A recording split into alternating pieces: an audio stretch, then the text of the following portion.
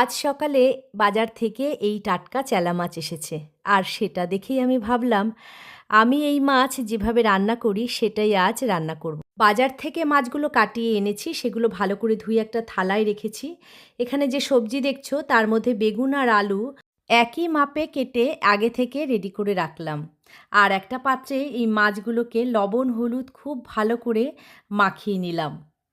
লবণ হলুদ মাখানোর পরে কড়াই বসিয়ে দিয়েছি গ্যাসে, তাতে তেল পরিমাণ মতন দিয়েছি। এবার তেলটা যেই গরম হয়ে গেছে ধোঁয়া ওঠা মতন, এবার এক এক করে মাছগুলোকে ভেজে নেব। আজ এই চেলা মাছের যে রান্নাটা করে দেখাবো সেটা যেমন হেলদি হবে তেমন তার স্বাদও হবে। এইভাবে মাছের ঝোল রান্না করলে সবাই খেতে পারবে, বয়স্ক মানুষ থেকে বাচ্চা সবাইকে খাওয়াতে পারবে। মাছগুলো প্রায় আমার ভাজা হয়ে গেছে। একটা প্লেটে সমস্ত মাছ ভেজে নামিয়ে রেখেছি। সেই তেলে কেটে রাখা বেগুনগুলোকে আমি এবার লালচে করে ভেজে নেব। খুবই কম সময়ে বেগুনটা ভাজা হয়ে যাবে, দেখতেই পাচ্ছ। এরকম গোল্ডেন কালার আসলে আমি একটা পাত্রে বেগুনগুলোকে তুলে নামিয়ে নিলাম। এবার কড়াইতে খানিকটা সর্ষের তেল দিলাম, প্রায় 2 টেবিল স্পুন মতন। ছোটো চামচের 1 চামচ গোটা জিরে ফোড়নে দিলাম।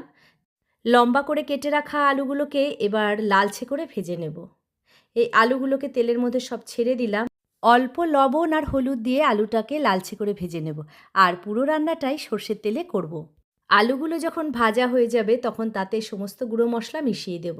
1 চামচের একটু বেশি দিলাম আদা বাটা, জিরের গুঁড়ো দিলাম 2.5 চামচ, প্রায় 1.25 চামচ লঙ্কার গুঁড়ো, 1.25 চামচ হলুদ গুঁড়ো, স্বাদ মতন লবণ দিলাম।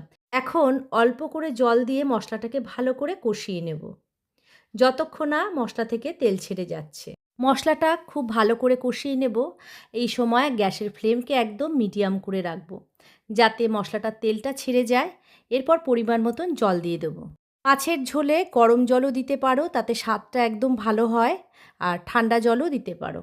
আমি এখানে পরিমাণ মতন জল দিয়েছি, যেটাতে আলুও সেদ্ধ হবে, বেগুন থাকবে আর মাছও দেওয়া হবে, সেইভাবে বুঝে দিতে হবে।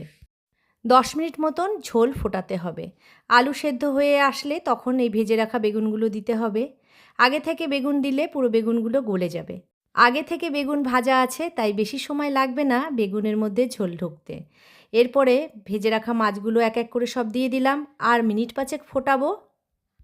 এরপর ঝোলটা ফুটে উঠলেই আমার রান্না কিন্তু একদম রেডি। নামানোর আগে এরকমভাবে ধনেপাতা কুচি দিয়ে দিতে হবে।